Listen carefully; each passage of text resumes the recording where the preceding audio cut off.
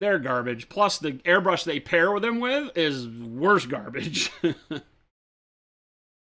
Streams being weird? No. Twitch may be being twitchy, but nothing's happening weird here. Refresh. Refresh the page. Refresh.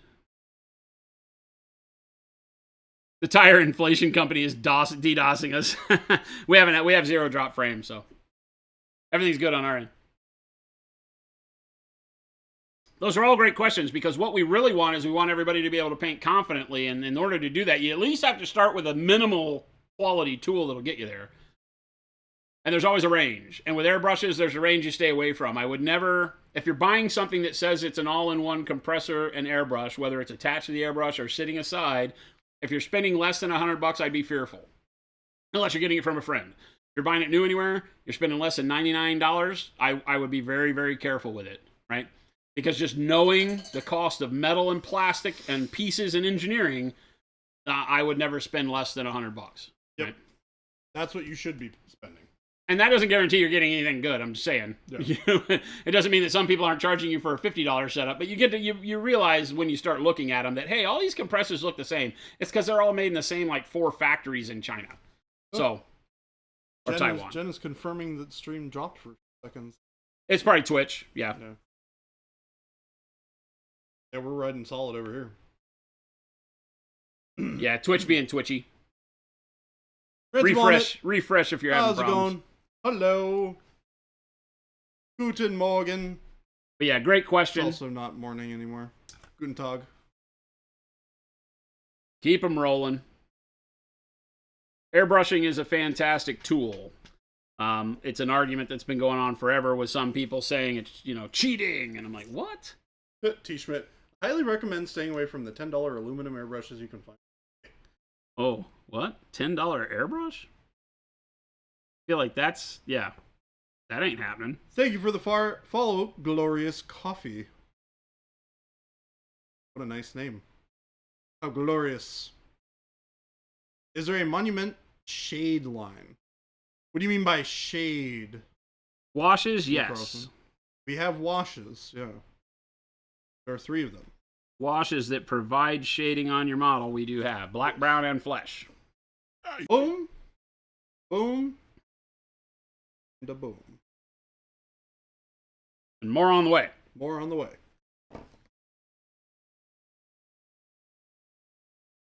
We also have our glaze wash medium that allows you to turn any color of liquid acrylic you have, ours, other paint lines you have. You can turn any of them into a wash with it. It's grade A magic fantastic. Oh. You'll find with us that we really like you to be able to use the colors you know and love for the things you need to do.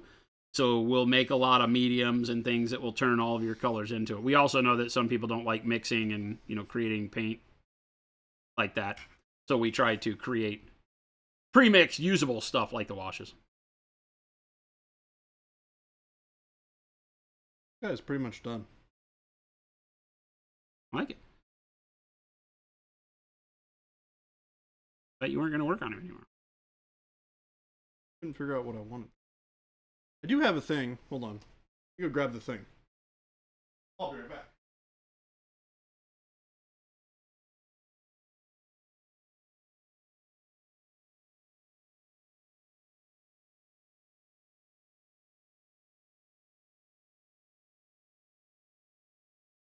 Got a Leviathan box to build this weekend. He's painting the what are they called? Sword Brethren or something like that? Out of it.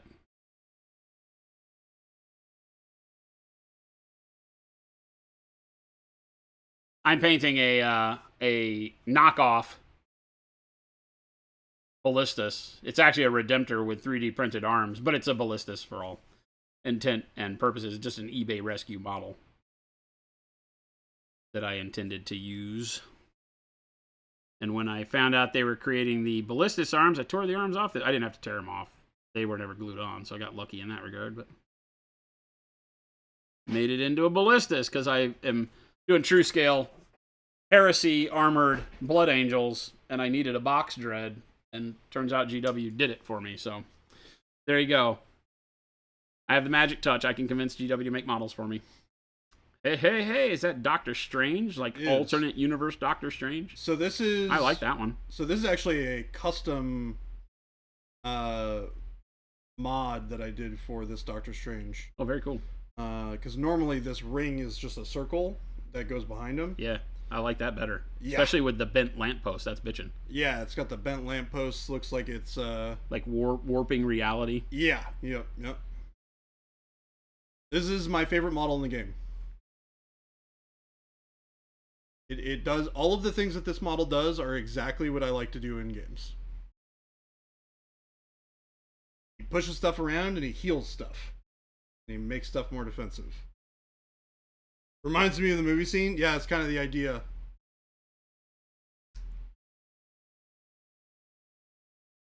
So, paint this up real quick. Start working on it for a little bit. A little bit of fresh air.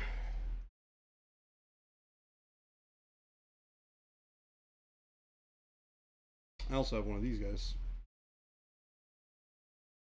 One of those. What's that? This is one of the Conquest models. This is a Strategos. That's a cool model. Yeah. This is that 40 mil scale that we were talking about. They're so big. This is freaking gigantic. And that's a small dude in that game. Yeah. This is like a standard human size.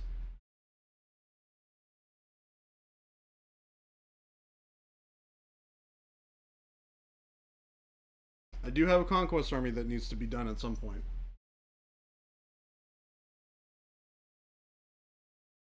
Yeah. That was beautiful. What? You guy on chat heard you. He reaches down to turn on the air compressor and he goes, hi-ya! And then the air turns on. I was like, that's perfect. That was great. Hi-ya! Look, I'm nothing but at least entertaining, okay? Conquest so good. Fooker, you like that? I don't like the aesthetic. I've tried hard.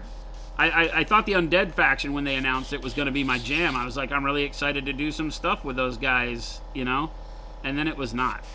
Didn't you say that you kind of liked the like Greek stuff? No. No. Okay. I like the Minotaurs. But the dudes that go along with them, nah. They have undead Minotaurs now. That's cool. Yeah. I just think the aesthetic's not... I mean, I get it. They're a Greek company, so they have their thing. Yeah.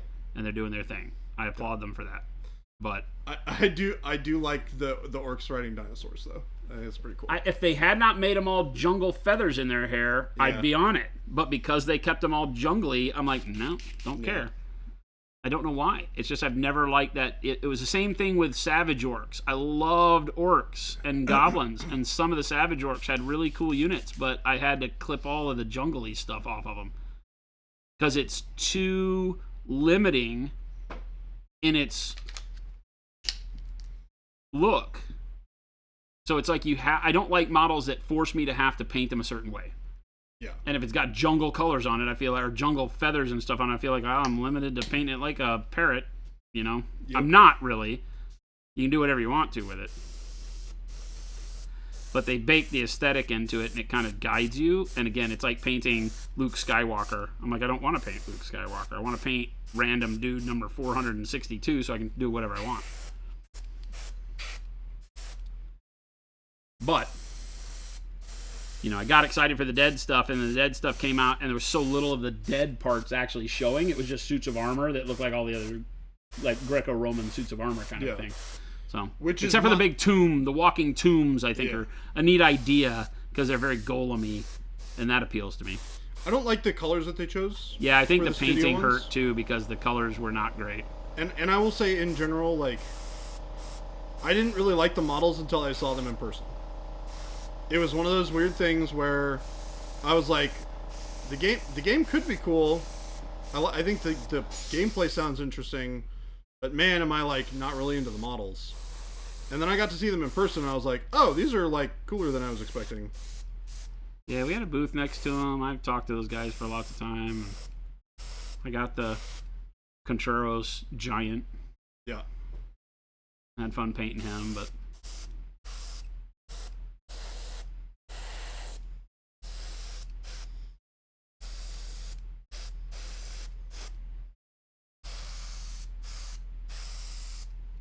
how can you resecure a brush ferrule that has become wobbly?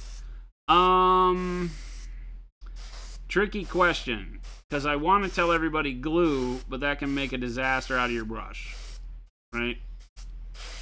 And crimping is almost impossible to do, so that's a tough one. Yeah, there's a reason why those are not like super glued into place in the first place. Yeah.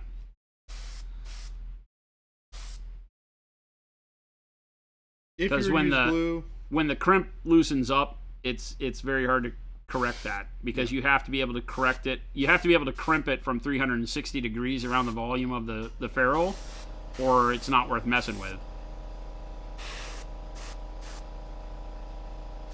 Is it a new brush, T. Schmidt, or an old brush?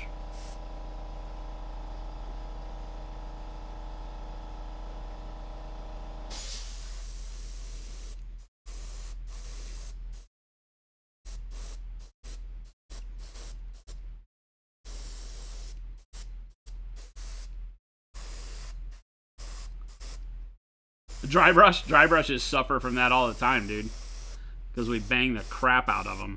Yep. That's a big enough ferrule that you could try to glue it. You would need to go to the hardware store, get yourself a very fluid super glue, like the OG super glue, a little bit of it drip down through the ferrule and the handle area.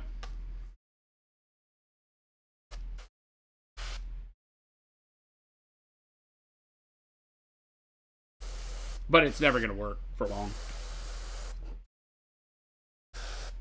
Yeah, the glue's never going to give you as good of a secure hold as that crimping will. The problem, Spuddy, the problem with that is that you have a crimp. So along the length of a brush, regardless of what it is, you said DD3, so let's grab a DD3. So along the length, right, of the crimp, you're right, is that you can't really, you could stick something down in this small spot, but what's happening is that the contact point along the crimp is changing, right? And so you can't get anything in there, right, because there's a dimension change. You're not going to be able to shove anything in there. This one's a little bit loose, too. You know, now it's not going to yank off, so not a huge deal. But you could get some runny super glue and you could let it run inside there. I have to use dry brushes for a little bit because we're doing so much torque on them as we use them, especially on the bigger ones. These bigger ferrules on bigger wood, even though you have more crimp space, they will start to get a little bit loose. But a small brush that gets that loose, you'd be able to pull the ferrule off. On the big one, it'll still work.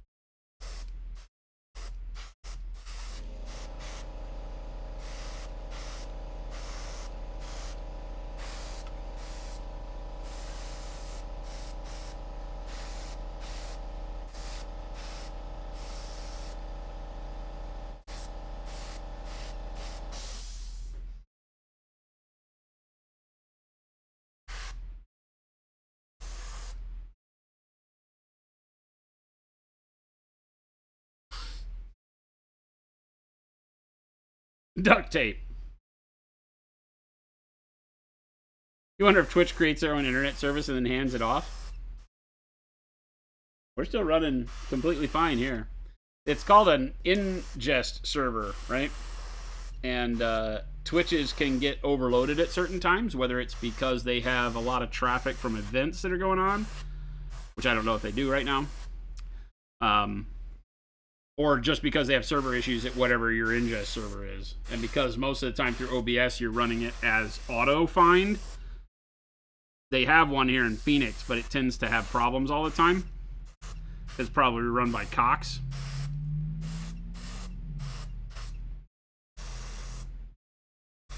So we leave ours set to auto, and that can cause problems sometimes. You can manually set it to LA or Phoenix or Dallas or wherever you need to, but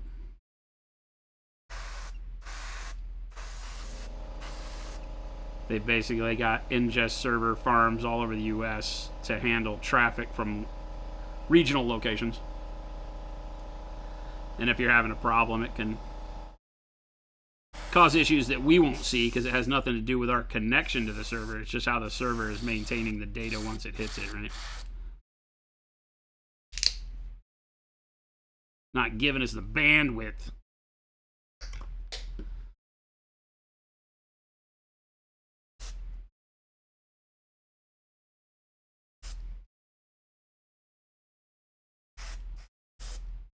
Rancid's like, I hate Cox. I'm just so used to all the Comcast BS that. And I have to say, same side of the different coin, or the same. Yeah, coin. Admittedly, they've been okay for us over the years. I think that, you know, if we bitch about them when we have problems, but overall we haven't had just a whole world of problems. So we count ourselves as fairly lucky. You know, there's been times where we've had big internet issues, but it's rarely, the big issues have been because like neighbors digging and cutting the line over our old house. Or at your new house. That sucked. Well, that was just that didn't cause us an issue. It caused us the issue of not being able to have internet. It didn't cut our internet off. At the old house, during the middle of a stream, the neighbors were out digging in their front yard to install a little pony wall. And okay, get this. Not only did they cut the Cox cable just flat out right through, they nicked the gas line. Oh my gosh. The live gas line they nicked. When the cable got cut, we walk out there and I see them working, and I'm like, you realize what you just did? And they all packed up and left. All the workers packed up in their truck and left as soon as I pointed out they had nicked the gas line. Yeah, they're like, we're out. I'm like, what the? Start painting night trim. Can't decide on gold or copper. Yes. Paint it all with a base of bronze. That way you can get started and not have to worry about it until after the first coat. Man, I really want to play Adeptus Titanicus. Call 811. You definitely do. They will come out and flag your premises for free. Turns out they don't like stuff blowing up either. City services, not all out to get you.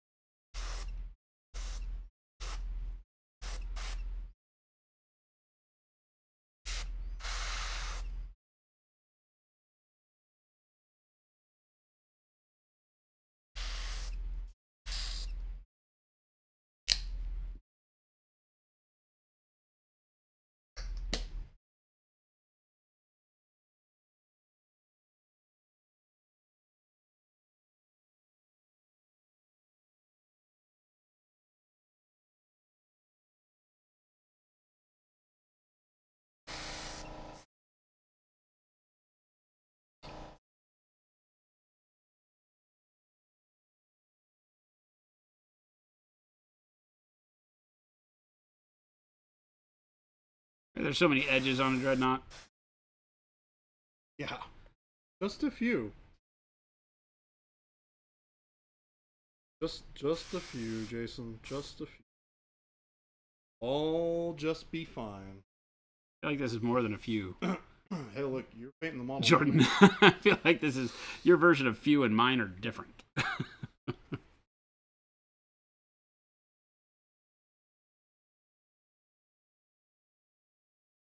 Very, very different.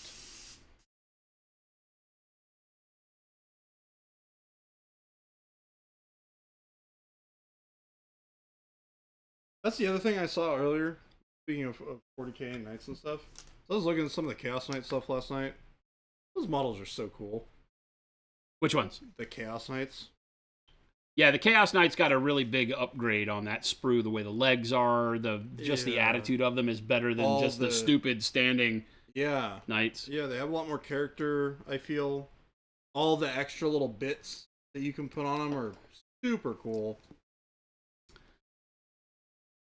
Carlson says, and even then be careful, we found troll hair multiple times digging even after it's been marked. What is troll hair?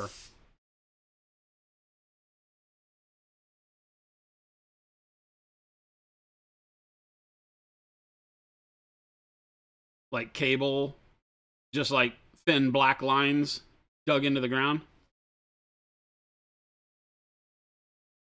Yeah, the backward knee or the second knee articulation on the Chaos Knights is really good.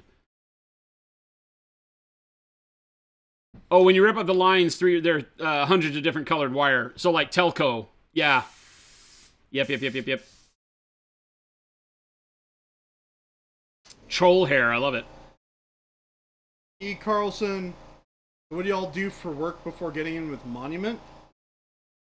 Well, there is no before time for me. Yeah. I painted miniatures for box art. My partner Jen and I are the founders of Monument Hobbies, previously Slow Fuse Gaming.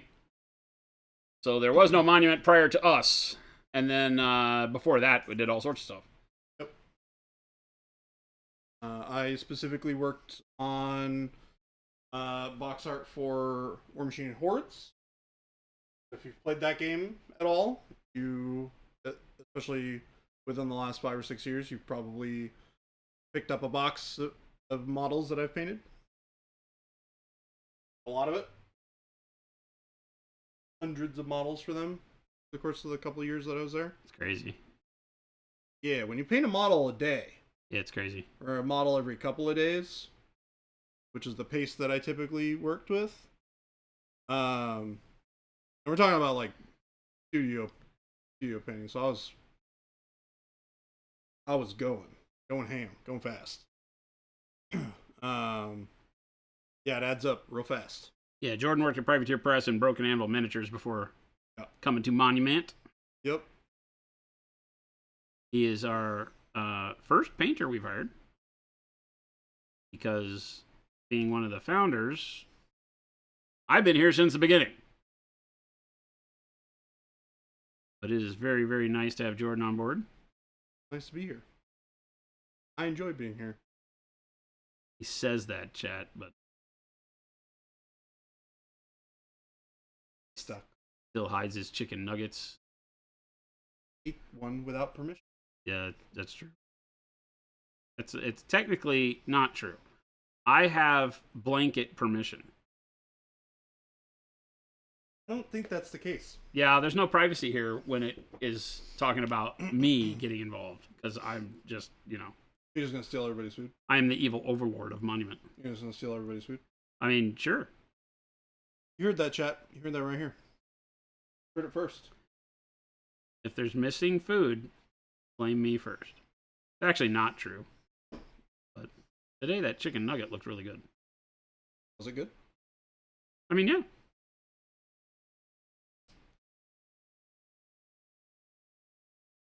It would have been better had the theft been real. He kind of stole my thunder. Like, damn it. Jordan, I'm trying to steal your chicken nuggets. Don't be nice and give them to me. Hey, I played. I looked the other way. You did. Not my fault that you got upset when I offered to give you the rest of them. Not on me. Damn it. You're correct.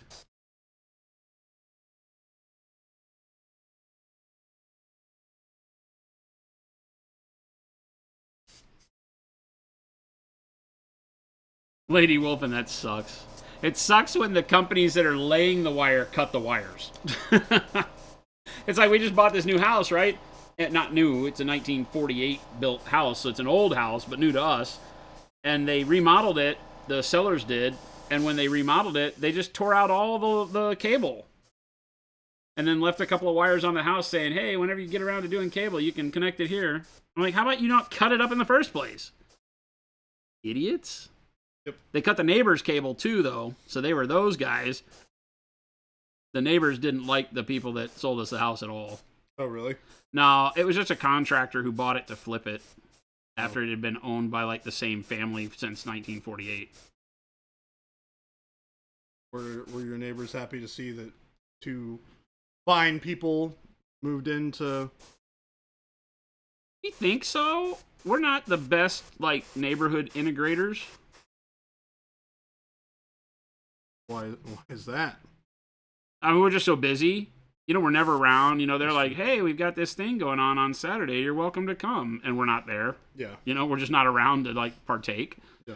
So we're not very good at all of that.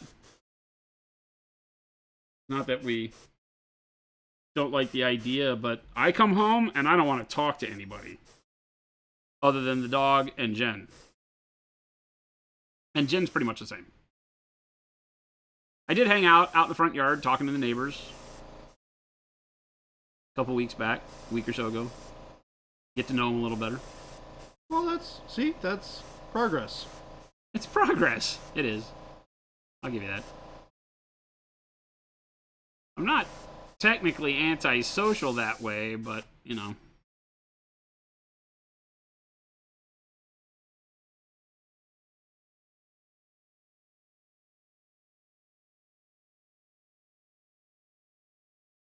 Phoenix, what's going on, man? Why is it brand new? Is that a Craven Dread? Pig Craven. tofu. Craven Dread? What are you talking about? I just like my Blood Angels are nice and purty. I'm not doing Grimdark. I'm doing Grimbright. Grimbright. That's like what I would do. They're Grimbite Marines. Pig tofu. Thank you for the first time chat. Hey all, long time watcher of the YouTube videos. Welcome. First time watching live. Welcome again. I've been watching all the Seraphon Dante streams, and it's been so incredibly helpful. Awesome. So glad to have found this corner of the community. Awesome. Yeah, Gabe has been with us now for a few weeks, and he's doing a great job of getting a lot of the old, I say old, last couple of months, stream content up on YouTube, which we've been promising to do for years, and we just have been lazy about doing it. So it's nice to have Jordan and Gabe focused on that stuff, because these two are killing it with making sure that they're curating our content better than I ever did on my own. So I'm glad that is helping. Here pretty soon, once all of the backlog content gets put up on YouTube, like we said, I think yesterday, we'll be at a point to where once the stream is over here live, that within 24 hours it'll be uploaded directly over to YouTube. So you'll be able to get that content on demand when you like, which I think is great. It will not be edited. It'll just be like they are as you're seeing them. If you're looking at all the latest videos that Gabe has uploaded, they are literally just the rips from Twitch. Yep. So you're not going to get like the post edits or anything like that. We're not placing that much thought into it, but maybe someday.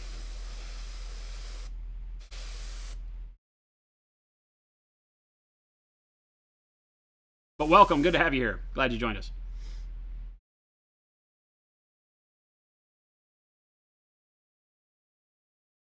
Lady Wolfen, yeah, that sucks.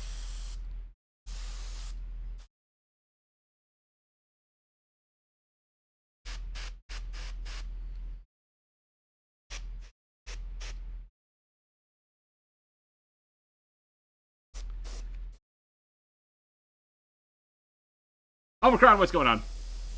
So, Mobicon, how goes it? I am putting the least amount of paint on this model and taking the longest time to do it. Like, it's little pin pricks of, well, it's not really, I'm highlighting, but it literally is the smallest amount of paint, but because you have to get so specific at this point, it takes me the longest. I can't just slap it on there. I mean, you could. Dude.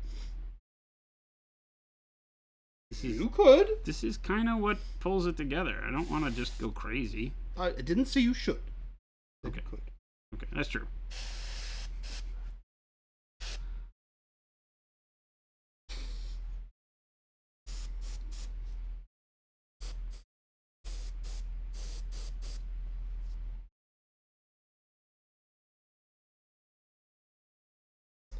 Baby J has finished how many minis in this time period since I started? Probably like 20. More than that? Probably more than that. And what, since you started working here? Yeah. Oh. Quite a few. Not as many as me. 42 bottlenecks. Yep. Yep. That is accurate. I win. Which is hard for me to believe, by the way. But that was because that was foolish. Well, are all of them done? Totally. Totally and completely done. Uh-huh. Done. Yep. Finished. Done. That's what you said. Done as done gets. Oh, I bet you're totally right. 7 of them need basing. So I've done 35. Now, did some of those 35 stand to have some more highlights done? Yes. Yes, but they look fine. Cockpits are done. But they look fine. Cockpits are done and highlighted fully. Armor is all done and highlighted. It just could stand a little bit of bump. Not gonna lie. Okay.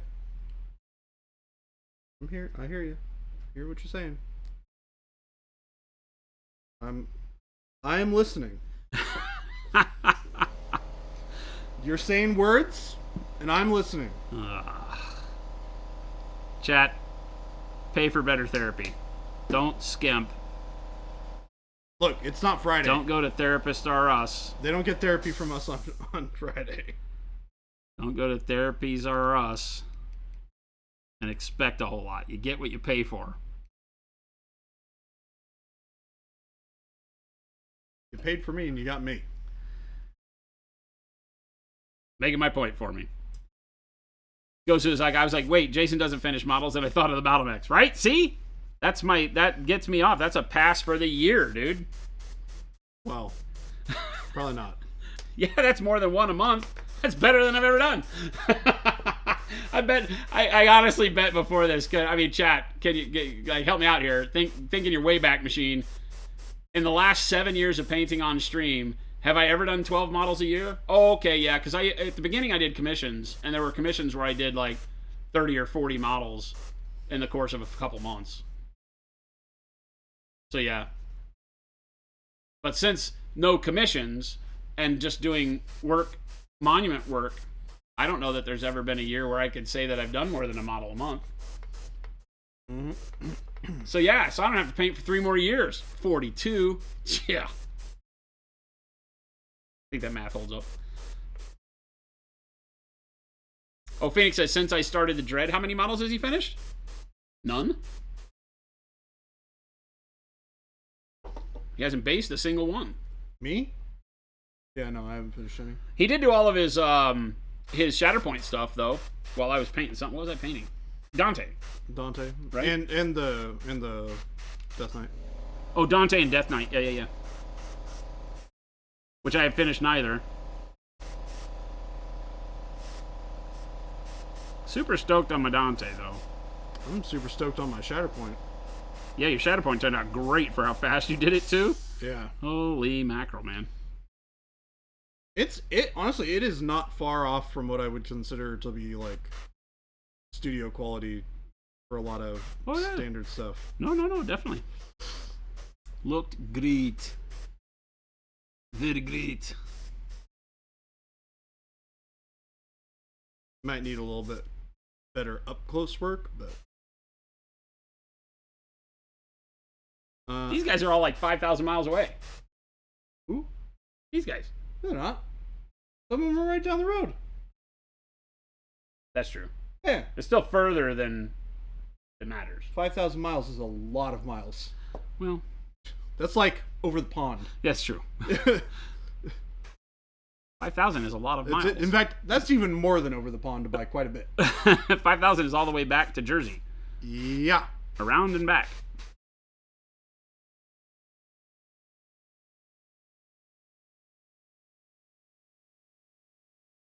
Which, by the way, I know is not true, chat, so don't grill me on the circumference of the globe. I'm pretty sure it's close. No. Incorrect, sir. What was it, 10,000? No. It's like, what is the circumference of the planet, chat? 14,000 miles? Maybe more? I don't remember. It's a lot.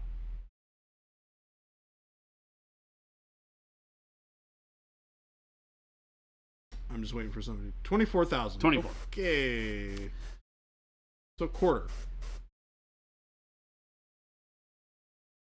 I suppose my trip from Washington to here was 1,000 miles. So yeah, it was like 1,300 miles or something. Like 1,300, I think, right? Yeah. So I probably should have thought about that as a point of reference. Yeah. Take something you know and you're comfortable with, and then look at it. Jen is funny, right? Because Jen's the same way. It's like, okay, but remember, babe, this was only like 10 feet, so that can't be much more or whatever. And she's like, I don't think like that. No. It's hard. There's some things you have to pick a point of reference that you understand and then grasp how long that is and then compare it to what it is you're looking at the time. And that can be tough. Like asking somebody how far is something away in the distance is a question that not very many people can answer within any kind of close proximity. Yeah. Like just looking down the road and saying, could you pick out something in the distance that you think is a mile away is like the hardest question in the world. Yeah, I have a hard time even getting like, that's 100 feet away. Especially for people that don't speak Imperial. Yeah. They're like, what's a mile? Yeah. What exactly is a mile? It's a kilometer and then some. Come on, get over it. Yeah, and they're like, what do you mean? I can't even like correctly devise this into a kilometer? No. Well, screw you guys. You and your base 10 nonsense.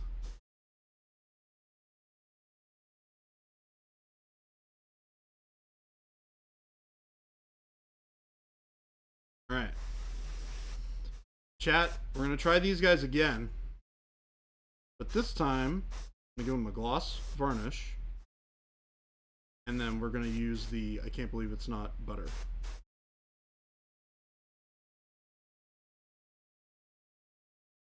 That's the plan. That's the play. Yay, more Shatterpoint, they say. Who's that? Gluttons for punishment, all of them. Emery Gardens? Yeah.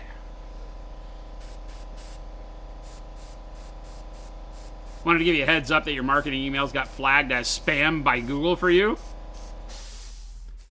Which marketing ones? The stuff like after you've made a purchase? We've seen that happen before based on Google's new settings, so I think the marketing firm is on it. Our normal ones don't, like the ones that we do actively push out, but some of the automated ones do.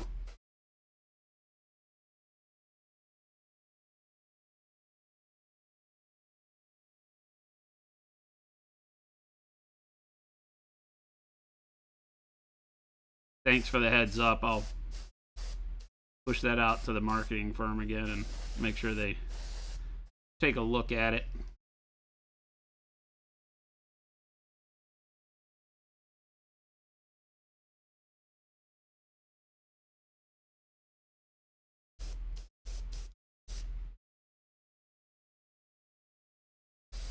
Oh, the brush one.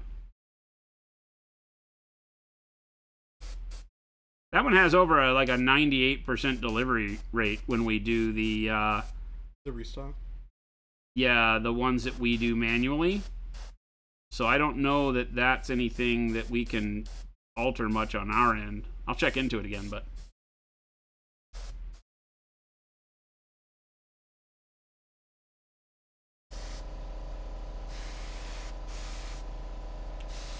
unless, okay. This is probably something we should talk about in support and not here on the stream, but there is also the one if you signed up for the restock alerts. Those can get sent to spam.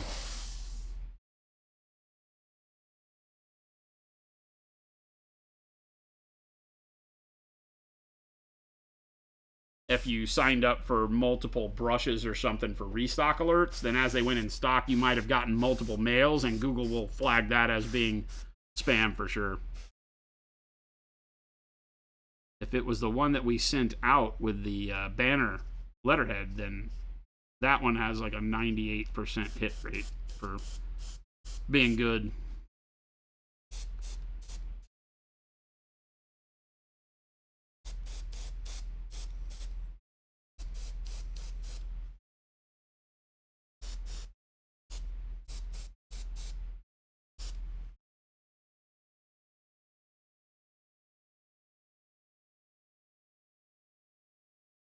Memory Gardens, thank you. Just the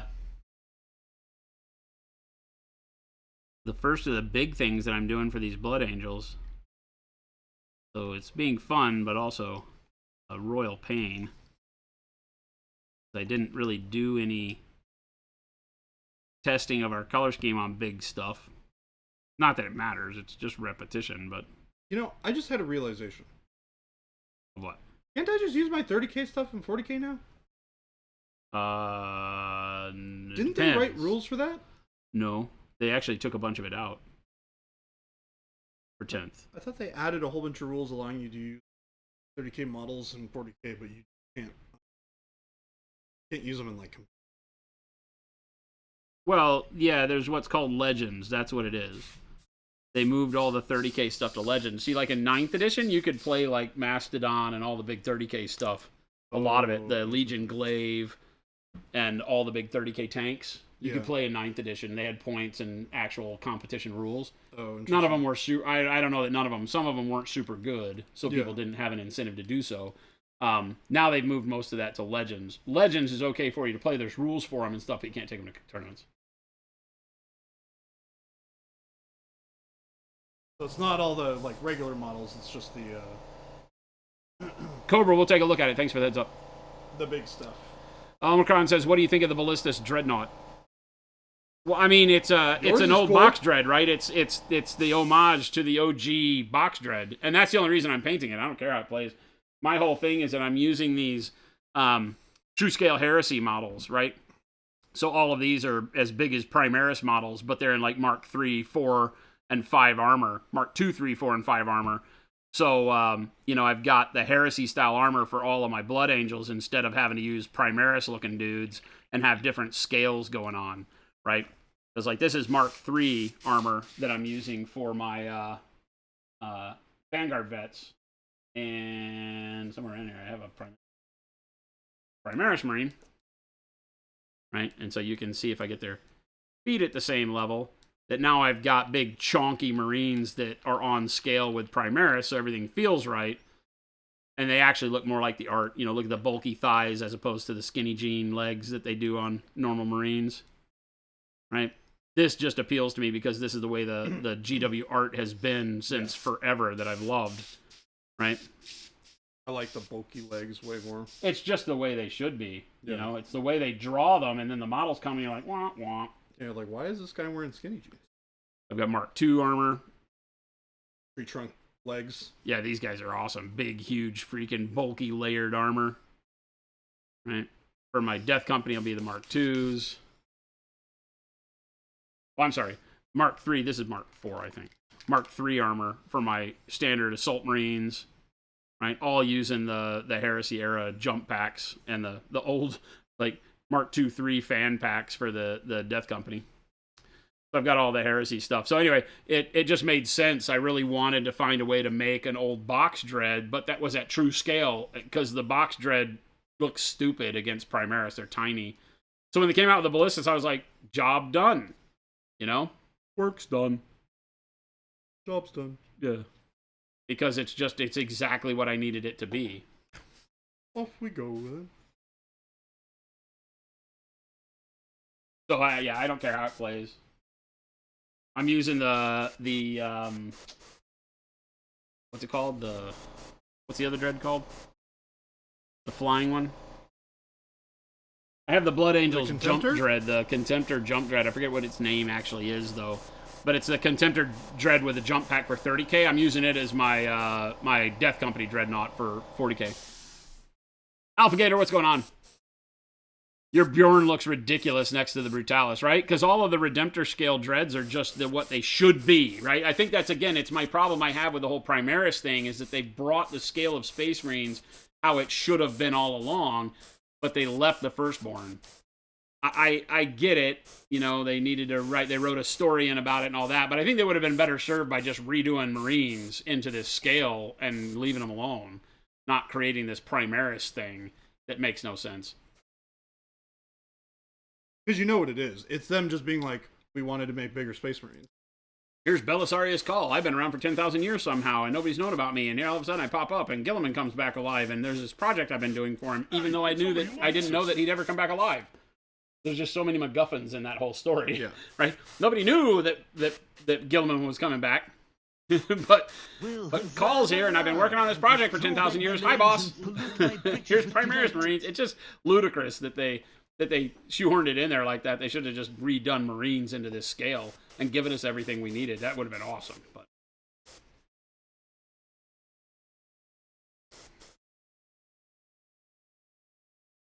Plankwalker, what's going on? Memory Gardens, how did you scale them up? There is a guy, Bolter Jugend, who does STLs for the bulkier torsos and legs.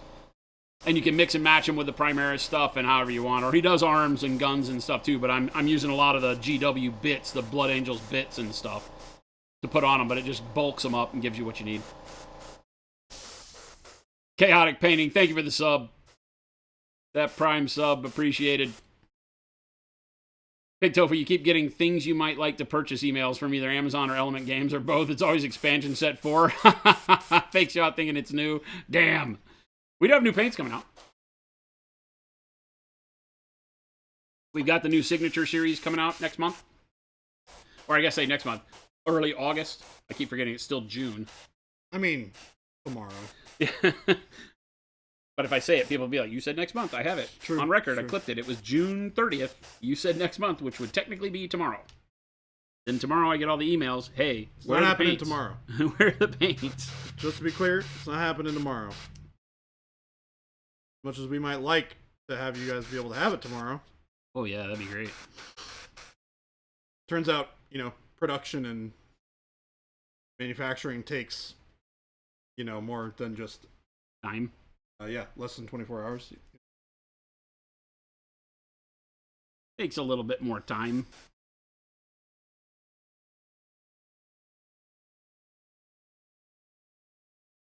This is some transparent white for the final highlights to bring them up to their white. Nice softer transition than you would get with just using white paint a lot of the time. One of my favorite things about the transparent white. But yeah, Omicron, like the Bjorn and all the things that I love about Space Marines, all the dreadnoughts, you know, when you see in the animation or the games and everything, the dreads are huge compared to even Marines, right? And then you get the dread and you're like, womp womp. Turns out tiny.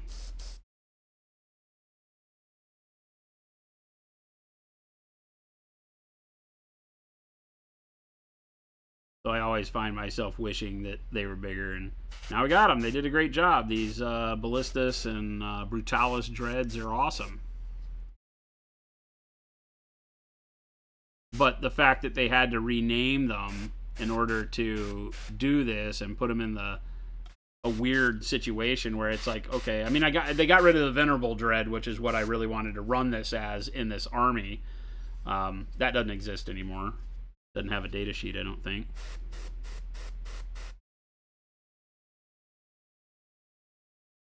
So this one's data sheet. I don't know. I haven't played enough 40K in the last, I don't know, decade to really know other than numbers what I'm looking at, good or bad. You know, just doing the dice math I can do and tell you that this looks a little lackluster compared to the points you're spending, but I think they'll adjust points better here soon.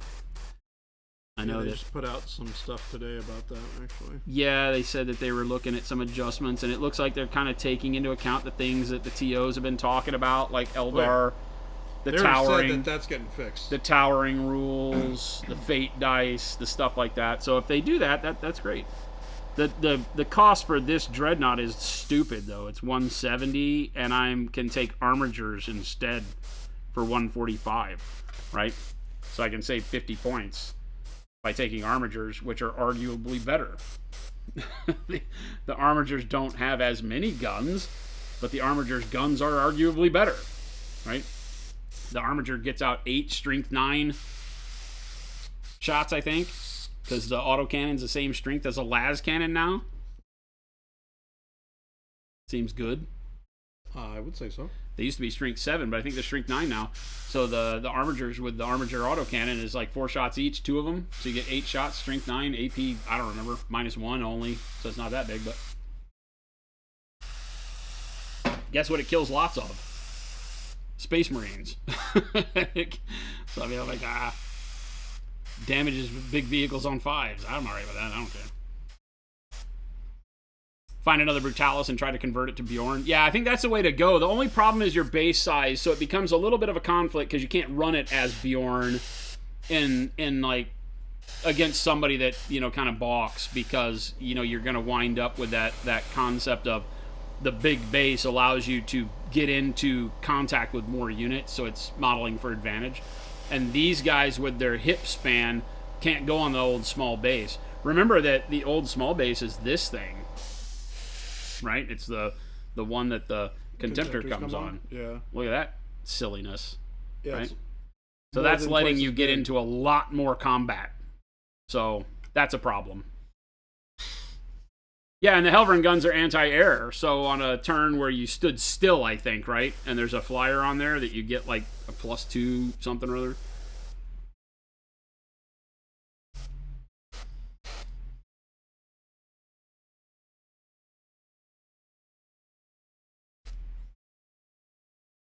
The dread scene in Angels of Death was pretty awesome. Yeah, on the ship as they were getting assaulted, the Tech Marine was trying to hold them off. I thought that was really good.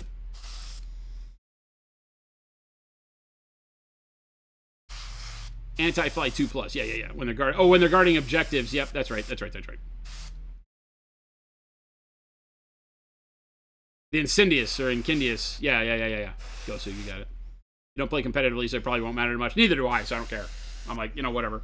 If playing around here, if it gets to the point to where I'm going to charge in with a thing that's on a base like this, but that's why I'm doing my close combat one as a Contemptor. So my Death Company Dread will basically be a Contemptor Dread. So while it'll be a little funky because, again, they're not quite as bulky, you know, I feel like the Contemptor is still okay. And the other one's a little bit bulkier because it has a big jump pack thing on it, so, but it won't be much bigger. But I would just say if I decided to run one of these as like a Death Company Dread, one of the Brutalis ones, because they're really bitchin', it would be nice to have that so that they're sized right. Then I would just keep a base, you know, and I would go from wherever he was lined up, because it doesn't do anything for you movement-wise unless you retreat, right? And even then, it's not really a big deal. It's only when you charge and get into close combat that it becomes a real big issue. So just keep a small base and put that as where your charge is if it becomes a problem. You don't play or paint Warhammer, but you love lore. What is the undisputed best novel to read, Relapse? Oh, God. Ooh, you're talking to the right guy. Now that's a heated... that becomes a heated subject, right? Because it's all subjective. You know, asking me, it's still a tough one, right? Because I don't know. But you've read them all, or most of them. I've read... Well, I don't know that I can even say I've read most. I think I've read most of the quintessential reads for Warhammer. A lot of the 40k lore I've stayed away from because it's been just kind of garbage... bad word. But it's just been kind of episodic, Been a little lackluster. It doesn't really do anything. It's just bolter porn. Yeah. You know?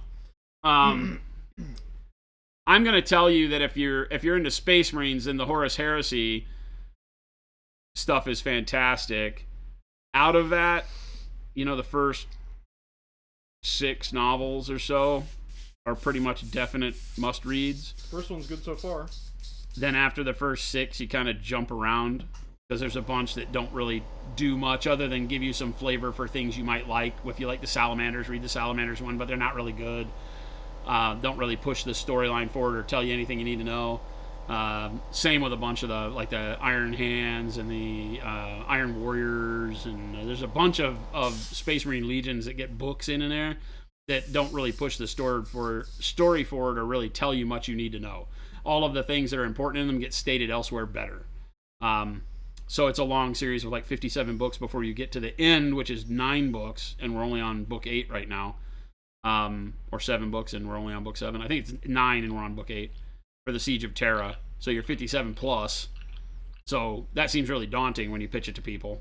But I think that the Horus Heresy, for me, is the best thing to read because it is the basis and foundation for everything 40K. Without the Heresy, nothing exists in 40K that's worth talking about. It's just armies fighting. So I think the Heresy is a great one. You know, Horus Rising. Whoa. Start there, see if you like it. Do that. Matt Yee rating with a party of 60. Matt Yee, what's going on? Hello, welcome Raiders. Hello. 1 all and 1. Oh, that's a Wad tomato. What? That's a Wad tomato. Wad cheating on us. I was about to say, you be cheating on us, Wad? Matt Yee, what's going on? Thank you for the raid. Welcome everybody. Welcome. Oh. Technically, 40K came before Heresy, no.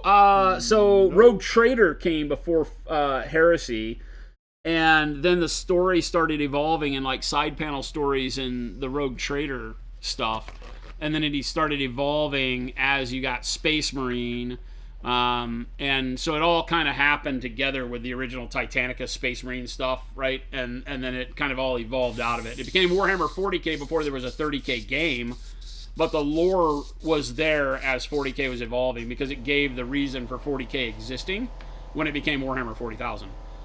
Before that, as Rogue Trader, it was kind of sidebar stuff that didn't really have a cohesive story. It was just cool miniatures for rando RPGs and things like that. Space Marines were just dudes in armor. They weren't biologically enhanced guys. That's back where they pulled the models that had like women as Space Marines and stuff. It was very much Starship Troopers. It was very much humans in battle armor. Go. The advancement of modern warfare. Then when it became gene-enhanced soldiers and they put lore behind it and all that lore came from the Horus Heresy stuff being in the background, so yeah. Crypt Shadow, the answer is that Wad Tomato N is a bit of a curmudgeon, whom we like to keep around, but keep away from others, as sometimes he can be a little bit of a stinky tomato. You're the town tomato. He is the town tomato. Just kidding, Wad. We love seeing you. We're not kidding, Wad. Said it, not me. Don't believe Baby J. He said it, not me. I hope everybody's having a wonderful Friday. What's up, welcome. Richard? If you are new around here, coming in from the raid, welcome number 1. My name is Jason. That's Baby J. Hi. Also known as Jordan. I'm the sexy one. He's the smart one. I'm a little pretty. And we paint things. We also make paint. We are the manufacturers and purveyors of the wonderful Pro Acryl paint here at Monument Hobbies, as you can see in the lights behind us. So welcome to Monument HQ, where we make stuff, tell really bad jokes, and occasionally slap paint on models. I am currently working on Blood Angels for no reason other than to make a true scale Blood Angel army. So I'm working on the all the stuffs to have all Heresy armored 40K Blood Angels was my goal. And in doing so, since there aren't good scale to Heresy armored Marines, I'm doing all true scale Marines, so they're all bigger than Primaris. Ugh.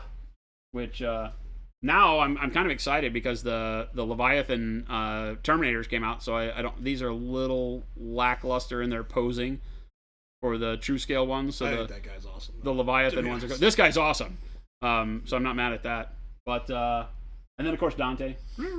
He's been painting his Blood Angels. They're all super awesome. We have Dante. I gave Dante wings. Spent some time on Blood Drinker. Been super fun. Although I'm taking a little bit of a break because I need a break from Mr. Need a break. Mr. Blood Drinker. So he drinks souls, not blood. Re-priming and base coating all of these guys. Not blood. Did I say Blood Drinker? Yes. Gosh darn it. Soul Drinkers! You're absolutely a curmudgeon. Welcome to the curmudgeon squad, Wad. Yep. Squad Wad. Don't worry, Wad. We are also curmudgeon-y in nature. Well, welcome, everybody. Go, so you're going to steal the scheme for the Blood Angel Termies? Works well. It works pretty good. Steal away, but don't let him see it. I don't care. I don't care. Steal it all. So that's the smart one, eh? Well, don't get your hopes up. So it's all relative. So I was about to say, it is all relative. It's all relative here at Monument Hobbies. Who's the smart one? We all point at each other. Like that Spider-Man meme. Who's the pretty one? We all point at each other. No, everybody knows I'm the pretty one. Don't you dare wow. act like you're going to try to steal my thunder there, buddy. Sorry, Jen. Not trying to steal his thunder. Jen's the beautiful one. There's a difference. I'm just pretty. I'm just pretty. Jen's gorgeous.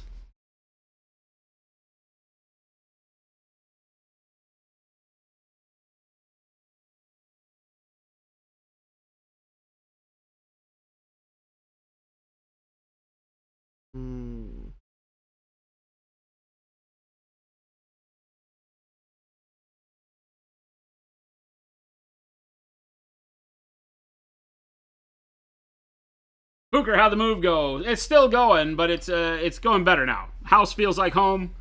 We got to get out all the rest of the stuff out of the old house, get it fixed to the point where we can sell, and then life will be a lot better. But we are so busy around the ranch here at Monument that it makes grabbing the time very difficult. So that's kind of where we're at. Been busy. How'd those Horus Ascended go? TC Gentry. What? This has been a minute. They went very well. Here, I'll go grab We them. tied. Can you believe that, TC? We tied. We let the community vote. And there were like, I forget, 80 votes or something. 80 something votes. And we tied. This is mine. I was ahead. And then Baby J was ahead. And then I was ahead and got cocky. And one last vote came in. Yeah, then we tied. And we tied. What a way to end that.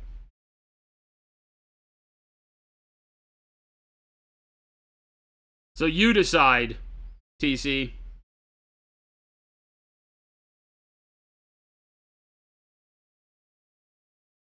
Feel like we nailed it. Yeah. These came out really It good. was very fun because it's a great way to see how two painters side by side on the same timeline paint the same model very differently. Yeah. Right? You get to see the inspiration, the style, and the likes and dislikes of an artist come to life live in comparison and contrast to, right across the table, which I think works great. I think it shines a light on the validity of all paint styles and stuff like that. So, you like Baby J's black armor more? Well, nobody said it had to be black. My armor's not black. What are you talking about? I think that's a vote for me. My armor is Sons of Horus color. I think I retroactively win. No, you don't. That's over. You paid him. I did nothing of the sort. You're introducing your partner to monument or to miniature painting and giving them all your army painter paints I don't use anymore. Oh my gosh, you don't like this person much. That was a joke.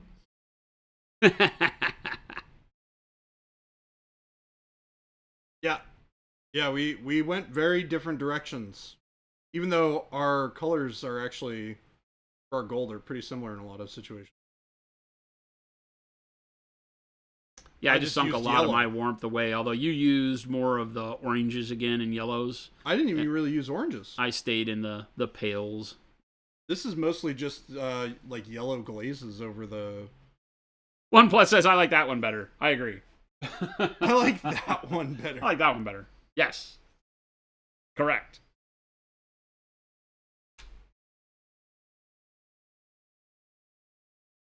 Thanks, TC.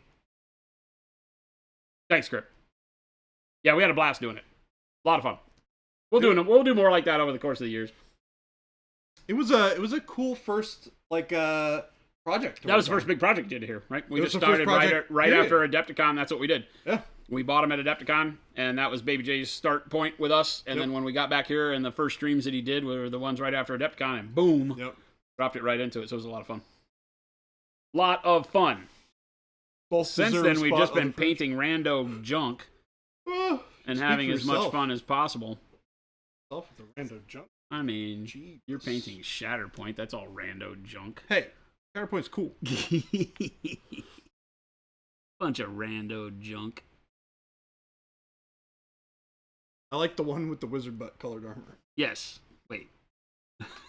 Wait, what? How do you know what that's? Wait, what? As usual, we just kind of paint what inspires us around here. Our goal is to get you guys inspired, hopefully. Feel free to ask questions if you're new around here. That's what we're about. Does not have to be questions about Monument Hobbies products. We don't care what you paint with, just so long as you're painting. I concur. We concur. We are. Star Wars is the objectively inferior sci-fi of the bunch, though. Man after Of my what own bunch? man after my own heart, right there. I mean, I agree. I don't do this because I have a strong love of Star Wars in general. I have a nostalgic love of Star Wars. It doesn't mean that it's good. I think Jason and I can both agree that we happen to like other sci-fi things like Pants. A great one. I happen to like that one quite a bit. I actually have nothing against it. I just don't. My personal thing is that I'm just not a fan of hobby games that use IPs that are so well known. I don't paint a lot of things. Like, I'm not into painting Harry Potter miniatures. It doesn't mean I don't like Harry Potter. It just means that for a game, like the Marvel Crisis Protocol, we dealt with that for months. People were like, paint more Protocol. And I was like, I get it's a fun game. I'm just not into it. I don't care about painting Spider-Man and Captain America. I've grown up with these guys. I love them to death. It's not that I hate Marvel. The game is cool. I painted Thanos and his group, the Black Order, because they didn't have as much of a known quantity on visual. The movies kept them in a very desaturated palette. So if you went around and asked people that weren't just diehard fans, like, what color is Corvus Glaive? Nobody could tell you anything other than black. So, I was like, I'll paint those guys because I can get crazy with it.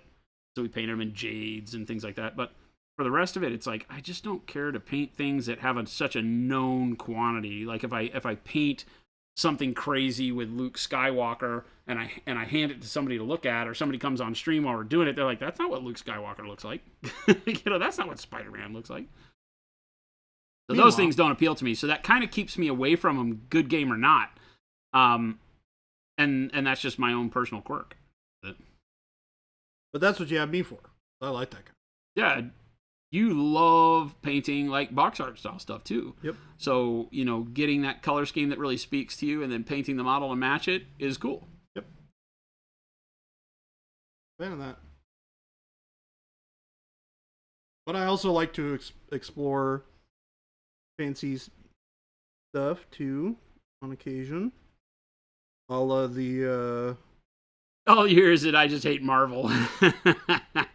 Not true. if you've seen his comic book collection, you would think otherwise. My whole comic book collection is pretty much Marvel.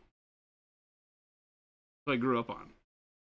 But again, it's just that I know it so, and I don't even know that I remember it so well. It's just a known quantity to me, to the point to where it doesn't interest me. It doesn't get my creative juices going, Whereas I would much rather pick up something that was like, oh, look at that really cool model, that I don't know what the hell that is. I don't know where it's from. It doesn't ring a bell. It's just cool. And that inspires me a lot better. And you say, well, that's kind of funny because, 40K now has been around in my life long enough to be the Marvel, And so you painted one Space Marine, you've painted all the Space Marines. They're all the same. But it still gives you the creativity. They've done a very good job in GW of allowing you to say, I paint my Space Marines however the hell I want to. Doesn't matter. They don't all have to be Ultramarines, even though they wish for some reason that you painted everything Ultramarines. Seems like they want to throw Ultramarines down our throats. But they really do. Oh my God. The poster children. You can do whatever you want, and that keeps it open and creative. With Star Wars Legion, we painted a Rebel Forces army when Star Wars Legion first came out of the 2-player box set, right, with Luke and Vader or whatever it was. And I enjoyed that because the Rebel soldiers were just cool. I could paint them like World War II models, right? Yep. I could treat them like that. It was the same thing. It's like, yeah, these olive drab colors and all that are, the same old. But it was cool because it didn't have to be anything. Yes, there were Rebel soldiers in the movies. You could paint them like indoor or whatever you wanted to, but you kind of do your own thing. And so I had fun with that. But then when it got to having to paint the heroes, I was like, yeah, I'm kind of over it. I don't want to paint Leia and Han and Luke. There was the generic Rebel commander, and I painted him, and it was cool. But I think the cool thing about that game is a lot of the time the generic commanders are better than the other ones. Oh, in gameplay? Yeah. See, that part I never played. I only played that game twice. Yeah, there's a lot of situations where you just don't take named characters. You just take a bunch of rando dudes. Yeah, I only played that game twice, and I didn't enjoy the terrain rules. I thought this is a game designed by 2-dimensional board game artists. Which it was. I'm like, this game doesn't play well with 3-dimensional terrain. The terrain rules are garbage. It's better now. Yeah, I heard they kind of redid it. Yeah, Asmodee not Asmodee. Atomic Mass taking over it helped out a lot. They have a limited amount of things that they've been able to do to it, but those things that they've done without doing a whole edition change have been a positive thing, in my opinion. 1+, yeah, exactly. Sometimes the generic captains and things like that are much better than all that. Before you yell at me, this is an eBay rescue, so yes, I know there are big, huge seams on the calves here.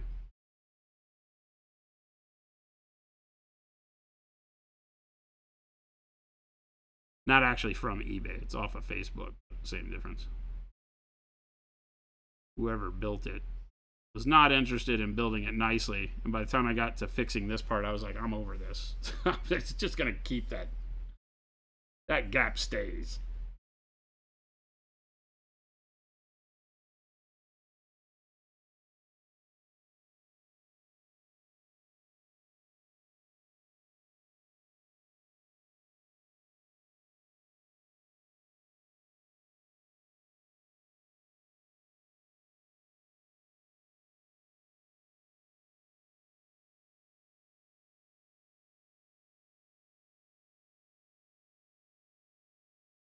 Do you have that I can't believe it's not oil wash stuff?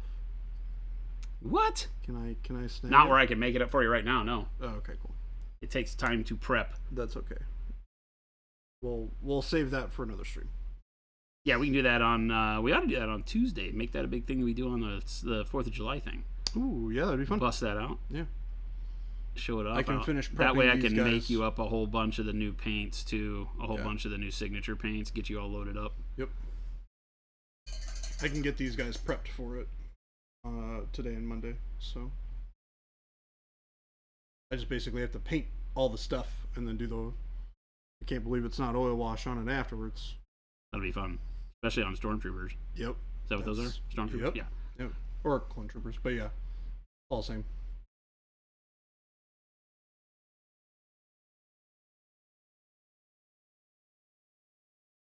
One plus, I like building better, so I put off painting by spending more time getting the model perfect. Good on you. The world needs more people like you. I used to be such a stickler.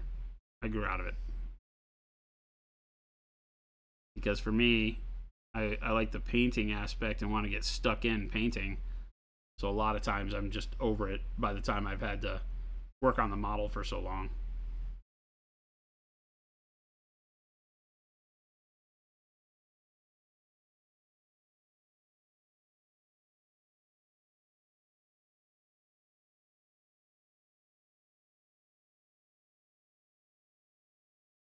Okay, so I watched episode 2 of The Silo. Okay.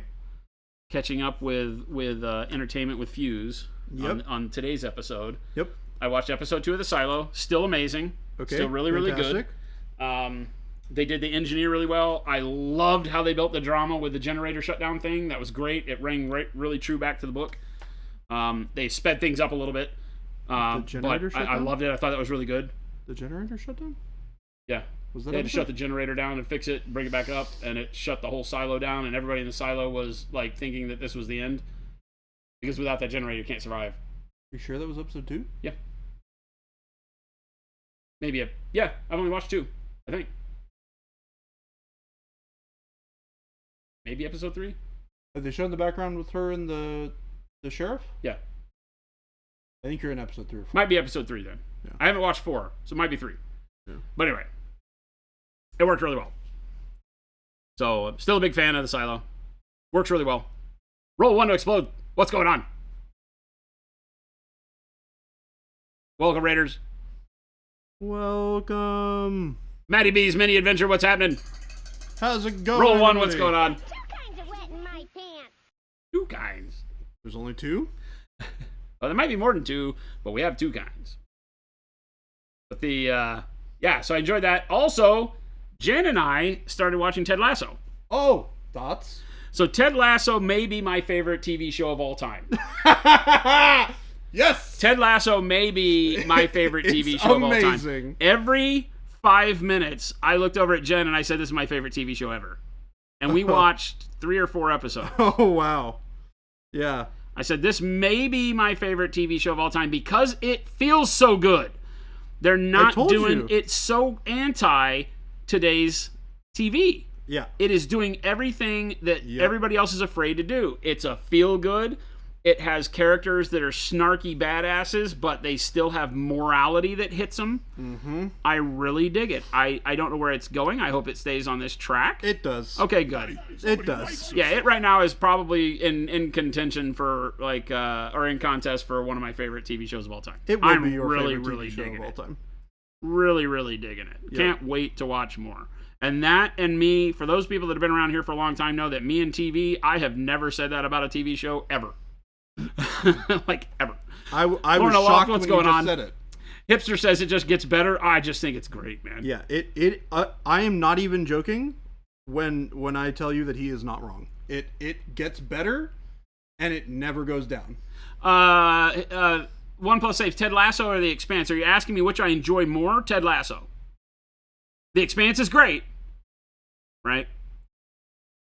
But Ted Lasso right now is my favorite TV show of all time. Now, we've only watched 3 episodes, but like I said, I feel like it's gonna, if it stays true to form as it's going right now, that guy is just such a good. Yep. It hits a just note good. with me. It hits Yeah. a note with me because I have a bond with this guy. I'm like, yes, you know. He is like me in a lot of ways, where he's just like always happy. Yeah, it's just like, you know, even when he's down, he's still doing things. He knows he's doing things because it's the right thing to do, and I feel a bond, a kinship here. Same. You know, you get the best out of your own life when you help people find the best in themselves for those people that are around you. And it's hell, it's why we sit here and paint on stream, man. It is the show that when you are sad or depressed or feeling down and you're like, I don't have anything to do tonight, I kind of feel crappy, I need something to watch or to keep my attention, you turn on Ted Lasso and you will feel better. I can see that. Because the show just lifts you up Yeah, I can see that. in such a remarkable way. And it's a testament to all the people who have made that show what it is, that it does that, for me, at least. I can't speak for other people, but for me, that's where I go when I'm feeling down. Look at it, chat. You came here, you didn't know you're gonna get all the feels. True. Cool Pack, what's going on, man?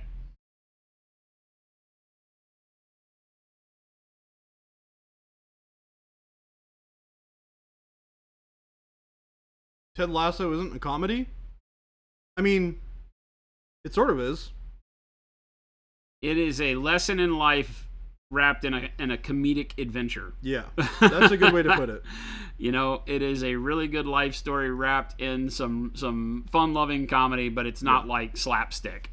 You know, the stuff that he says is like the stuff we sit here and say on stream. You know, the little quips that make you wonder. I identify with it so well. It's so great. Jen and I had a really good time watching it. We'll probably watch more when we can. Lorna Loft, take care. Have a wonderful evening. Thanks for stopping in. I'm gonna laugh so much when I come in on Monday, and you're gonna be like, "So I finished watching Ted Lasso." Cool Pack, you literally just logged off from work for the last time. Your layoff is now official. Ooh. You're a free man. Bring on the hiatus and sabbatical. Like a year after the fact, man. You have been hanging on there for so long. I don't know whether to say congrats or to cry. But I know that this has been a weight on you, so I'm going to go ahead and say congrats, because at least now it's the get on with it part, right? Yep. That's been bugging him for a long time. Ugh. Like, how much more limbo can there be? That sucks. At least you're paid. Yep. Right? But Cool Pack, congrats. And again, welcome everybody if you're just showing up here from one of the raids. I'm Jason, that's Jordan. Hi. We paint things. We paint things. And we make paint. We make paint. You are in the house of Pro Acryl, Monument Hobbies HQ, where all of the magic happens. Welcome, welcome. We are magical, in fact. If you're not familiar with us, take some time to discover the best paints on the planet. True. And we paint with them. So that's what we're doing. I'm painting a ad hoc ballistus dreadnought that I have cobbled together from a Redemptor, some 3D printed arms, and rando Blood Angels bits to make it part of my Blood Angels force. And I'm doing speed metal painting, meaning that this is the fastest non-metallic metal I've probably ever painted on a model this big. Wish.com, non-metallic metal. It's just like, so the guy's huge. This is like 2 old dreadnoughts worth of size. So That's true. Yeah. You just got to go fast. I'm painting Cody. It's taking me much longer to paint the trim than to do the non-metallic metal. We talk about how weird it is that a clone trooper from the Star Wars universe, his name is Cody. Is he a commander? Yeah. Yeah. It's Commander Cody's Lost Planet Airmen. It's a band. Is it really? Yeah, that's where his inspiration was from. Oh, that's funny. From the original creator. I remember reading that someplace. Because, yeah, there's Commander Cody and his Lost Planet Airmen is a band. Like a southern folk rock band. And it's funny because I grew up with my dad listening to that. Oh, that's funny. Commander Cody. But yeah, this is, in fact, Commander Cody. 2 old dreadnoughts in a trench coat. Exactly, right? Speed Metal is a good shout out to Scale Paints. I'm not shouting out Scale Paints. You bastage. Ya bastage. Ya bastage.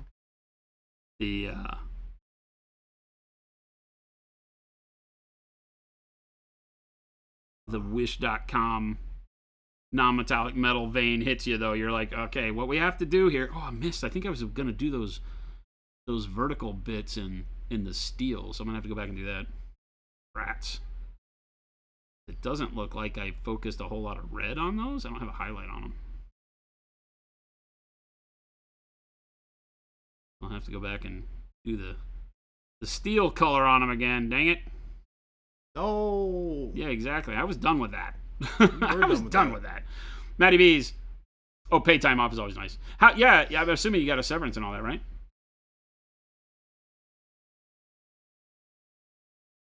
Speed Metal is a shout out to Slayer. Who was I talking? I was talking to Flame On Mashik today about Slayer. He recently went to an Iron Maiden concert, and I was talking to him about it. He's like, I really wish I would have seen him when they were younger. That's funny. Because I think that the lead singer for Iron Maiden's like 60. Oh, wow. Right? They're still doing it well, though.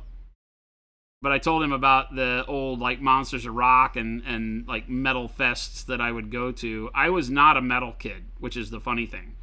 But the bands that I was in back in the day, a lot of the kids that were playing in punk and hardcore bands, you know, experienced that loud, obnoxious, kind of adrenaline-fueled want to play music that way from heavy metal. And so a lot of what I know as heavy metal got introduced to me as a you know, a musician through the people in the bands I was in.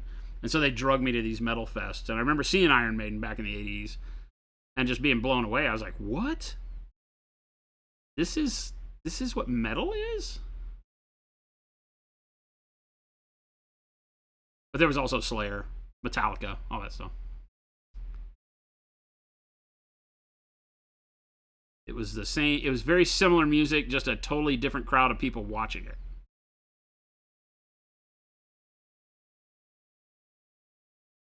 Iron Maiden is hard rock. They got sent around in like the Metal Fest stuff though, right? In America at least, they got classified there. But every now and then you'd have like Judas Priest in the same like fest with, you'd have Judas Priest and Ozzy Osbourne and Iron Maiden and Metallica and Slayer and Anthrax, and you know, you got to remember back in the 80s and such, there were not subgenres, right? We hadn't gotten to the point where we needed to dissect everything down to its minutia and say that, you know, it was just metal. And if you went to a metal fest, you just invited people that played metal. Some metal was fast, some metal was slow. I guess it was a division because you didn't have the glam metal guys there, right? There wasn't the big hair bands weren't necessarily at that fest. it was the people that still wore blue jeans and the people that wore spandex. Those were different fests. If you wear more spandex than denim, you're at that fest. But if you're still wearing denim, then you're over here. Listing the playlist from your youth, Source. Yeah, I know, right? Child of the 80s. I am not that. I am not a child. Moo, we nailed the box art. Please say I'll weather it a bit, just a little. I want to, you know, the thing is we haven't really decided on the Blood Angel scheme yet how weathering is actually going to look, right? I've been painting all of them as not like parade rest, but as bright. You know, it's grim bright. Because I do have a good amount of dark shadowing going on and some interesting colors in the shadows. But it is kind of a grim bright paint scheme. You know, it's not, I'm coining that phrase today, by the way. Trademark grim bright. But, you know, it's that you can still get stuff that looks like, you know, it would go to battle and screw you up, but doesn't have to be overly weathered. And that was kind of my intent. I wanted to do some weathering on them, but after we got this test model done, I started thinking to myself, I don't know that I really do. But on the Dreadnought, we need to do something because it has big flat panels of stuff where you just have the transition on the highlight, and you probably want to do a little bit of you know, pock marks and bullet holes and stuff. But I'm not going to make it look like a pin cushion, you know, because then it won't work, because the smaller guys, the cleanliness of the smaller guys works really well. You know, even the Death Company stuff that we're doing works really well without weathering it. Just the way I'm painting it, I think works really well to give it that kind of, you know, again, grim bright, you know. And so we'll probably avoid doing a lot of weathering, but maybe just a little bit.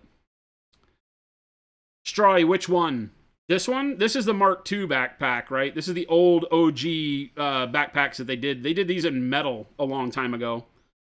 These are not. These are 3D printed reproductions of the old fan jetpacks.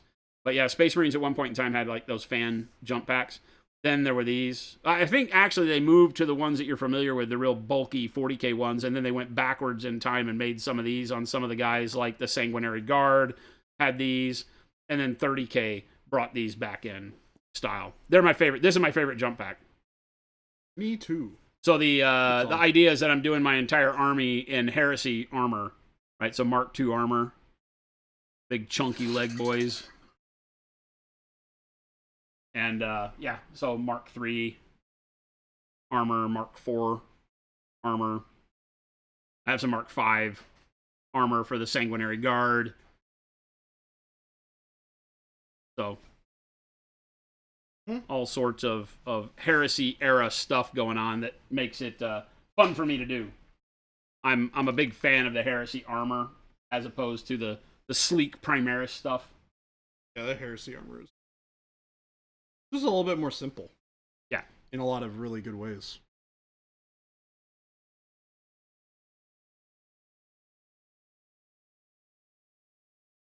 Yeah, I think just a bit of chipping, Moo. Yeah, exactly.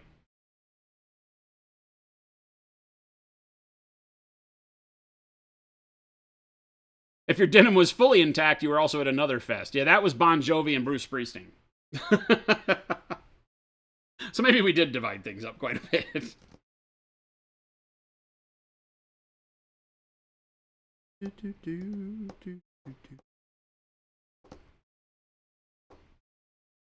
But yeah, everything was, oh! Right? Yeah, no, I just popped my shoulders. Okay, I was about to say, I heard a crack and, You heard all the cracking? and you said, oh! Well, it's just all my shoulders. Yeah, my shoulders were getting tight. Source Does says, any tips for cloudy eyes when painting? You suspect you may just be starting and forgetting to blink, but telling myself to blink more often. Oh, you mean like cloudy eyes on your eyes? Yeah. So you're not seeing the model as well, or painting cloudy eyes? I have some good recommendations for this from a friend of mine who's an optometrist, and he keeps on telling me this. This concept called 20-20-20. Every 20 minutes, you look up for 20 seconds, and you look at something that's 20 feet away. There you go. And that will stop your eyes from getting all weird and fuzzy or strained out. It's a really easy thing to do, just every 20 minutes or so. Look up, look at something that's like 20 feet away for 20 seconds. And if you do that, your eyes will be just fine. Remember how we talked earlier that people don't know distance? You just screwed them. I mean, I feel like they can pull a tape measure out and measure 20 feet. But yeah, do that. If Scrumbly Dumpus is ever in the chat, you can thank him for that. Because that's from him. Oh, is that his thing? Yeah. He's my optometrist friend from Seattle. Oh, awesome. The reason why he can't talk in chat is because he's watching in his office. Oh, as an optometrist? Yeah. That's funny as hell. Yeah. Look, it generally around 20 feet should be fine. You just need to get your plane of focus moved out. Correct. Right, like when I do, I look past the monitor and out at the camera. So for me, you'll notice that when I'm talking to chat, I'll look up at the camera every now and then, because that's like 12 or 15 feet or something away from us, you know. But if you keep focusing away from your work, you will help your eyes, the muscles, expand and contract. I think they just use 20-20-20 just because it's easy to remember. Easy to remember. Yeah. And it's related to, 20/20 vision. And which I no longer have. Optometrists are silly. Which age has stolen from me. It's okay. I'll be there eventually. At age, whatever it was, 50? I don't even remember now when I first grabbed Jen's readers and was like making fun of her and put them on and was like, ooh, these are great. Yeah, this is kind of neat. I need to get some of these. And it was hard because I had never had to nor tried to do anything with glasses prior to that. And so when I first went out to get readers, there was a lot of headaches involved. And I don't get a lot of headaches, so that was all new to me. I was like, what is going on?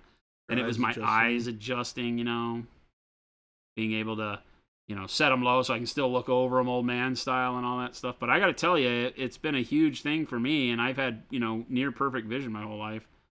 So, I don't want to admit I have to give that up, but there's not a choice. Age will just do that to you. It just kind of does it. Welcome to it.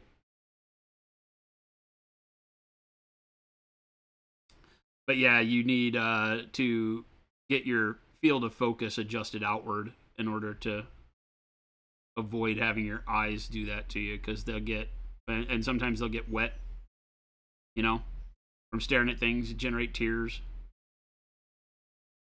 So just always try to adjust your focus. That's looking pretty good, actually. Oh, the thing on top I gotta do. Looks like you're almost done. Getting close, I think. What are you gonna do when you're done? Well, I'm not done with the model. There's still a lot left to do, but I'm getting close to all of this crap.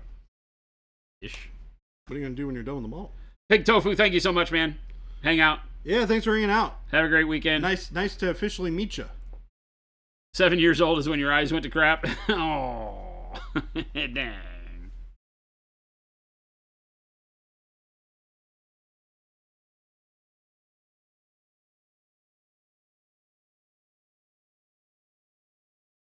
Yeah, I mean, I had never done anything eye-wise, never even worried about it, and then it was legit that funny, maybe not so funny, but it was Jen was painting, She had to get readers. We were teaching Jen to paint her first model. She got readers.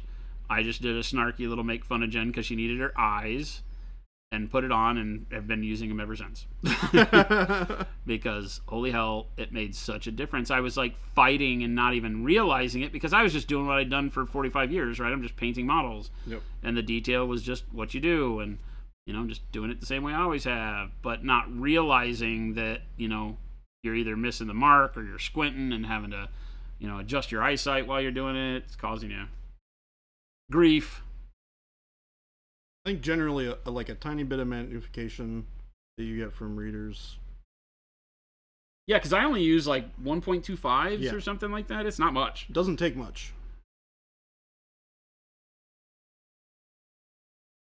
Like I have basically perfect vision, and I still had he gave me a prescription for when I was painting, which I never filled because I forgot. But the idea is just to keep your eyes from having to do all of the extra work, to be able to focus down, softening some of that effort that your eyes are putting in is the whole idea. That makes some sense. Yeah. Be preemptive almost. Yeah. Yeah, that's kind of the idea. As long as it doesn't hurt your vision to do that, then why wouldn't you? Makes perfect sense.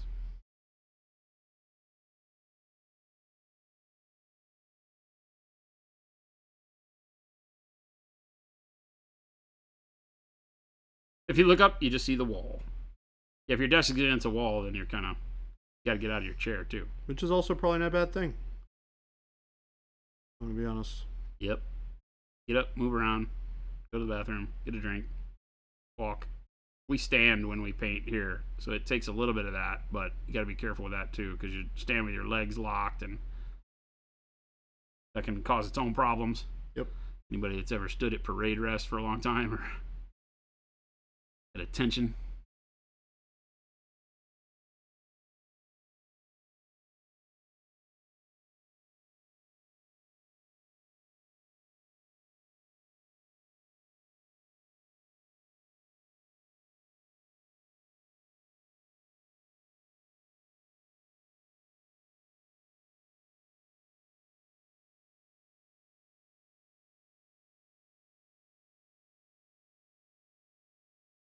Using the pale pink very, very thin over here on the shadowed side of the model to still give me a little bit of brightening up of these edges. But you'll notice how that didn't brighten up like this, right? Give me a little bit of detail, but not too much over there. Hey, Jason. Yeah. I just wanted to remind you about We have at 3 o'clock. Yeah. Yes, I know. Okay. We're getting close. I was like... We have staff meeting at 3, so we got to wrap it up here in just a few minutes, but I am running it to the time limit. Cool. I'm having fun trying to finish. Yep. I figured that was the case. I just wanted to double check. Yes. So you weren't just like, oh, we gotta shut the stream down. Hey, Jen, you're doing it without us. Have fun. And so inundated with craziness around here, we didn't have our normal monthly staff meeting, because we normally would have had it at the exact same time that brushes landed. Yep. So threw a whole lot of a wrench. A little bit of a wrench in the daily goings-ons. The standard meeting that we do around here. We're doing it today because that's the last day of June, it turns out. And so we wanted to.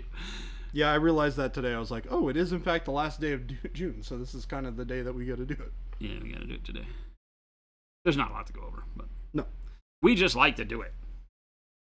Very open and inclusive with our employees. We want to let them know how months go, so they know how their hard work is panning out, new things that are going on.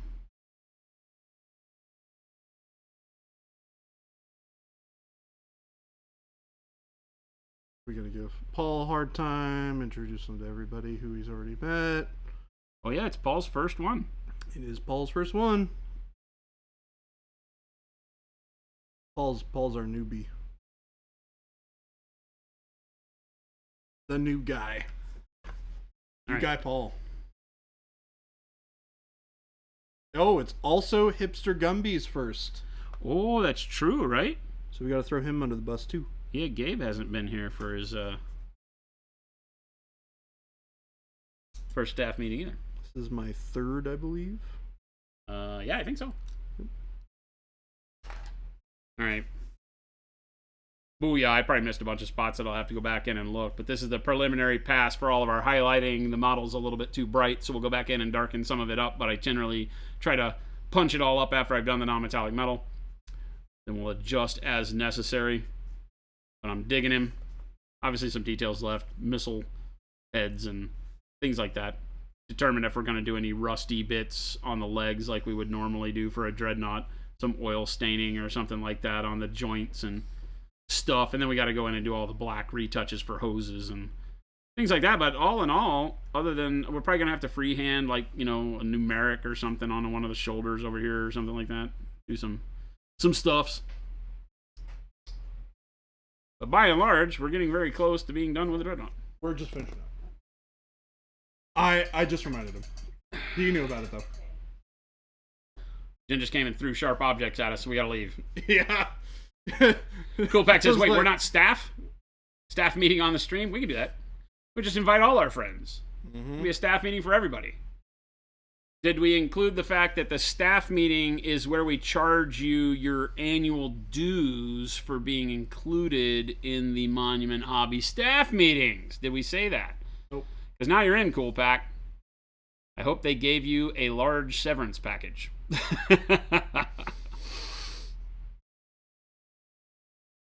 And spandex paint jobs. All right, gang. Thank you so much for hanging out with us. To everybody that showed up here on one of the raids, we really appreciate you sticking around. Hit that follow button if you're new here. Remember, we do also have all sorts of awesome places you can catch up with us. If Baby J will hit the links, the exclamation point store, the Discord. Remember, he just released also that our Discord challenge ends tonight at midnight. Yep. So if you are doing your June Discord challenge models, you need to make sure that you jump in by the end of the night tonight. We will be then going over those when next week? Thursday? Thursday. Thursday, because Tuesday's July 4th. Tuesday we will be streaming. Remember, Tuesday we announced today we're going to do a July 4th stream from 10 a.m. to 4 p.m. minimum. So that's 6 solid hours of painting and shenanigans with us. We'll be doing some giveaways. I don't know what all that is. We'll just determine it live. But we're going to be hanging out on July 4th. It is our rebirth day here at Monument Hobbies, as well as our national holiday here for our Day of Independence. So lots of cool stuff to happen there. So if you have some time during the week next week, join us. If you're here in the States and you have the day off, make sure to join us before you go watch fireworks and do all your grilling and cooking and all that stuff. We'll be around on Tuesday for a special stream, while Monument Hobbies in general will be closed. Jordan and I, and perhaps Jen, will be around telling fart jokes. I'm going to buy Jen a fart joke book, and it's going to be her job to just tell the fart jokes. Because I think that would be absolutely the most fun thing on the planet. If Jen just came, okay, class, now for the next fart joke would be the best thing ever. But follow the store and the Discord links. Join us over there. And also make sure to team up with us 5 days a week. Monday, Wednesdays, Fridays like today, noon to 2 p.m. Pacific generally. Went a little bit late today. And then Tuesdays and Thursdays, we start at that 2 p.m. slot and go till 5, so you get us a little bit longer. But it gives you 5 chances a week to catch up. We'd love to see you back here as often as you can. Thanks so much for your support. Stick around. We're going to find somebody to raid, so show love in the channel we wind up in. And we'll catch you on the flip side of the weekend. Adios, gang. Thank you, guys.